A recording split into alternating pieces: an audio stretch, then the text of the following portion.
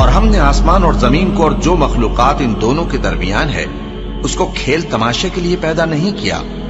اگر ہم چاہتے کہ کھیل کی چیزیں بنائیں تو اگر ہم کو کرنا ہی ہوتا تو ہم اپنے پاس سے بنا لیتے، نہیں بلکہ ہم سچ کو جھوٹ پر کھینچ مارتے ہیں تو وہ اس کا سر توڑ دیتا ہے اور جھوٹ اسی وقت نابود ہو جاتا ہے۔ اور جو باتیں تم بناتے ہو ان سے تمہاری ہی خرابی ہے، اور جو لوگ آسمانوں میں اور جو زمین میں ہیں سب اسی کا مال ہیں، اور جو فرشتے اس کے پاس ہیں وہ اس کی عبادت سے نہ تکبر کرتے ہیں اور نہ اکتاتے ہیں، رات دن اس کی تسبیح کرتے رہتے ہیں، نہ تھکتے ہیں نہ تھمتے ہیں۔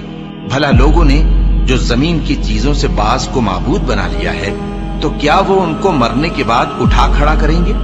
اگر آسمان اور زمین میں اللہ کے سوا اور معبود ہوتے تو زمین و آسمان درہم برہم ہو جاتے۔